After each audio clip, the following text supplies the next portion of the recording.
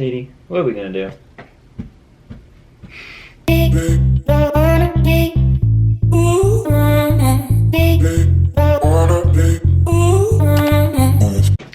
What's up, party people, and welcome back to my YouTube channel, or welcome to my YouTube channel if you're new here. So the other day on Instagram, I put out on my story and asked y'all to ask me questions for a Q&A, and today I'm gonna be answering those questions.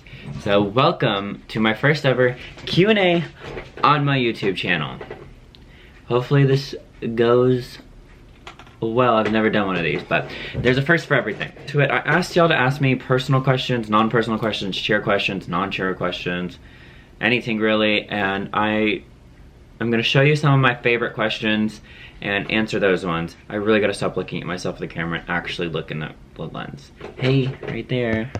Hey, I'm not looking at you, but I'm going to. Okay, anyways, so let's just hop right into the video and let's get started. Okay, first question is favorite ring.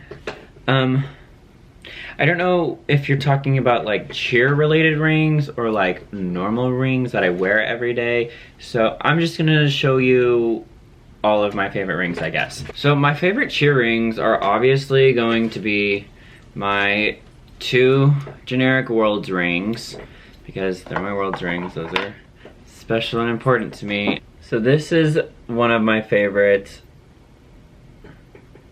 My custom World's ring from Cheetahs in 2018.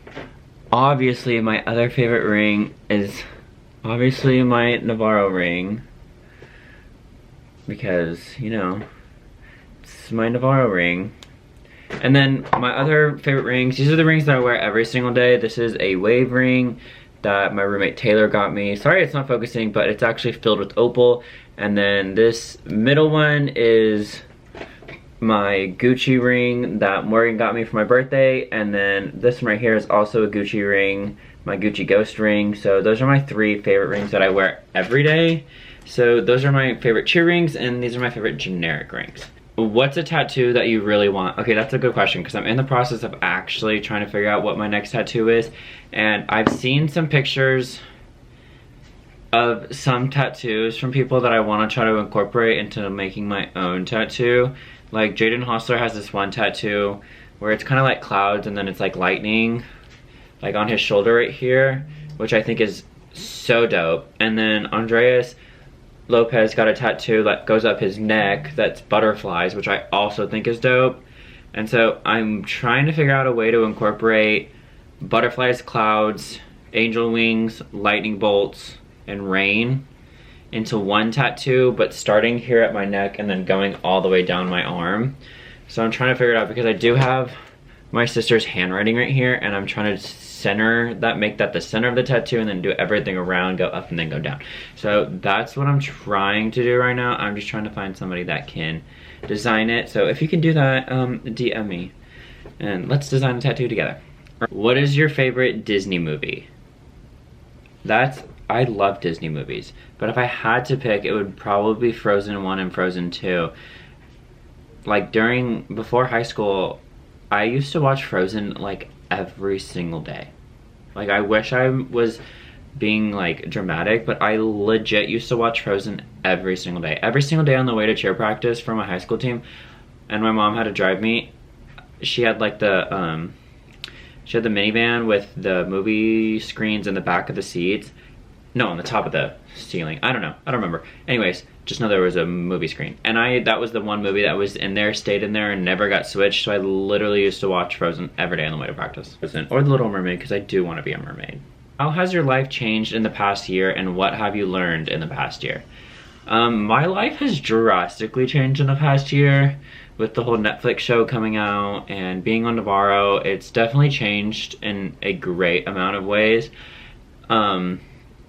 You know, I've been able to do a bunch of things that I never thought I was going to be able to do, like perform on Ellen, be in a Netflix show with all my teammates, go to a Dancing with the Stars tour thing. Like, we got to do so many amazing things, and it's really crazy that the show like gave us these opportunities, and it also gave us like a fan base that's really amazing because they do support us, and it was really fun. One thing that I've learned in the past year is to remember who you are and remember what you stand for, and to not let any kind of fame or followers or anything like that kind of get to your head, because that's when things get crazy, and that's when your head gets big, and that's when you forget who you truly are and what you truly stand for in life.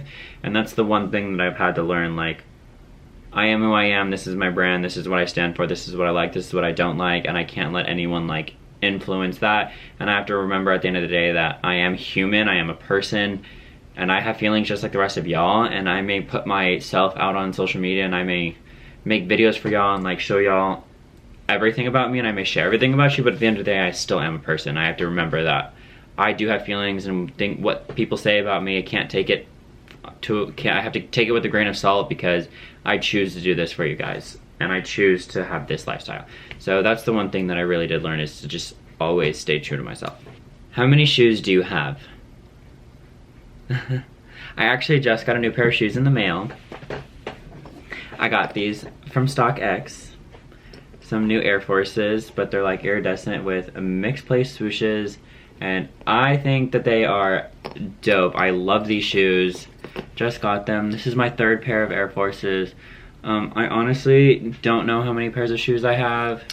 Hey, do you know how many pairs of shoes I have? Too many? Ugh, never. You can never have too many pairs of shoes. Hanging up now. Anyways, I have so many pairs of shoes. I don't even know, like, I have like 3 pair of Air Forces, 2 pairs of Air Maxes, 2 pair of Air Jordans, 2 pairs Gucci slides, pair of Nike Blazers. I have at least 15 pairs of Vans.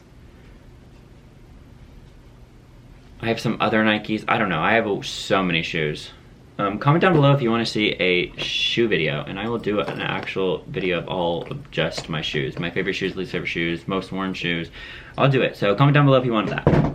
Hardest part about not going to Daytona last year. So that would have been last year's team, which is 2020, and definitely the hardest part about that was we had for sure the best routine that cheerleading was ever going to see. And I may be biased because I was on the team and I was on mat and I was performing it, but like that was truly the best routine that I ever would have been a part of, which says a lot because, you know, I was on Cheetahs 18 and we had the best routine then, and I love that routine, but this routine was really going to like take the cake for everything. And we just worked so hard. Like Hell Week was honestly so freaking hard, and we put so much blood, sweat, tears, and exhaustion, strength, practice. Like we put everything into that week for practices, and for it to be taken away right after we got done with Hell Week was like really hard. Obviously there's a global pandemic going on, so you know, can't do too much, but at the same time it did suck because I was so ready for the world to see that routine. Like, oh my god, y'all would have seriously loved it. So it was hard, but you know, it happens. Can't do much about it. How did you find cheer and get to Navarro? So I actually started cheerleading. Before I was a cheerleader, I was a swimmer. And my dad was a football coach. And so every football game that I would go to when I was little, I somehow ended up on the field with the cheerleaders because I was more interested in what the cheerleaders were doing than what was going on in the actual field with the football game. So I never paid attention to any football game because I was so enthralled with the cheerleaders and the tumbling that they were doing and the stunts. Like, I just thought it was the coolest thing ever, so I was always down there. And then I got recruited and they put me in classes and I became a cheerleader. And that's how it is. And how I got to Navarro was I actually moved to Dallas in 2015 by myself, lived with the host family to cheer at Cheerleading because my dream was to be on Cheetahs. And so I moved there, I started cheering at Cheerleading, and then in the process of cheering at Cheerleading, I honestly never wanted to go to college. Like after high school, I wanted to be just done with school forever and never think it twice about it. And cheering at Cheerleading, I actually met everybody that cheered at Navarro. So I started looking into Navarro because I had no idea what Navarro was before I came to CA. And I started looking into it more and I was like, okay, wait, I kind of low-key want to be a part of that team. And then after I decided like, okay, I want to go to college and I want to be on that team was when I was like, I'm gonna go cheer for Navarro. I'm gonna go do it. I'm gonna go be on that team. Like, I did not want to be on any other team. I did not want to go to any other school. And you just got to go where what makes you comfortable and what makes you feel like you're at home. And Navarro was definitely the place where I felt like I was home. And I just knew that that's where I needed to go. And I was lucky enough to make the team. And yeah, here I am. 3 years going strong. What are you planning on doing after Navarro? After Navarro, well, if it was up to me, I would be moving to California. I'd be moving to LA, by the beach, finishing undergrad there, and starting a completely new life without cheerleading and everything, and just living in LA. But I think I need to wait to do that till I go to grad school. So after Navarro, I'm going to be moving to Lubbock, Texas, and going to Texas Tech University, Rackham, and gonna be finishing my undergrad at Texas Tech. How many tattoos do you have? I have 17 tattoos. They're everywhere. My hands, my arms, my lip, my back of my neck, my shoulders, my chest, my ribs, my legs, they're everywhere. Comment down below if you want a detailed video on my tattoos too, because I can do that too. Pancakes or waffles? If I'm gonna be honest, I actually hate breakfast food. I'm not a fan of breakfast food. I would much rather have a burger or some wings or some sushi or anything else. I really only truly like bacon. That's really the only breakfast food I like. So, but if I had to pick between pancakes or waffles, I would definitely pick waffles. I like waffles better. But I'm really not a fan of breakfast food, so can't really say that I like it. Skincare routine, which is a good thing that you actually asked me this, because I did post a video about this. The link for this video is going to be down below. It is my Tula skincare routine, and I love Tula. Let me just tell y'all, Tula is one of the best products that I've ever come across, and it actually has helped my skin a lot. And people keep commenting saying that I have really good skin and asking me what I do, and I literally just use Tula all the time. Like, that's, and I have so many products from Tula. Like, I actually have them. Let me show you all the products I have from Tula. Yeah, Tula is a doctor-founded, clean and effective skincare and wellness brand where 100% of the products are filled with probiotics and superfoods, which obviously is very healthy for your skin. They're never tested on animals. They're cruelty-free, which, if you see my dog back there, that's very big for me because I am an animal person. It's leaking water from my shower because I use it every day. And I have a bunch of products from them because it's literally all I use for skincare. So I have the face cleanser. I got the 24/7 moisturizer. I got the resurfacing toner. I got the moisturizing primer.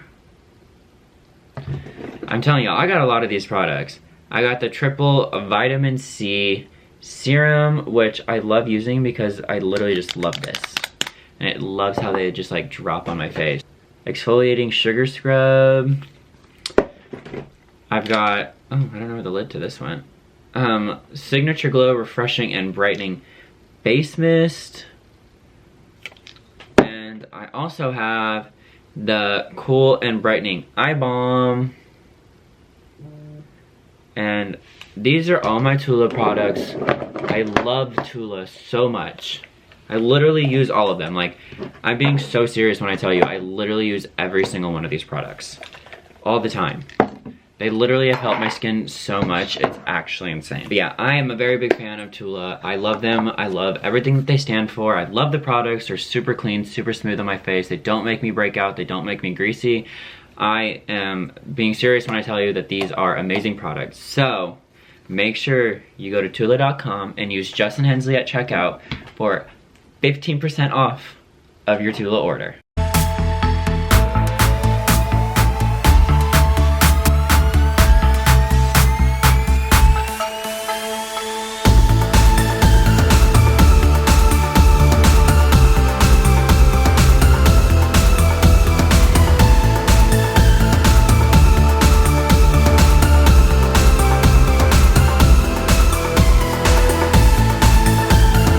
What would be the #1 place you could travel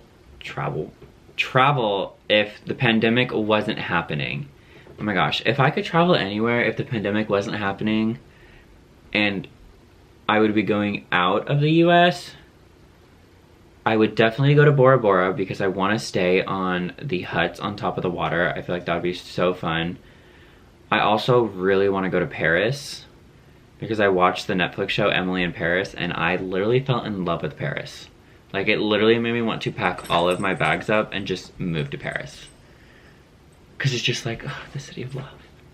And I really want to go to Greece. Those 3 places: Bora Bora, Paris, and Greece. How was your journey to getting to Navarro and making the team? Fun fact, actually, about making the team. I didn't think I was gonna make the team. Oh, she got the itchies.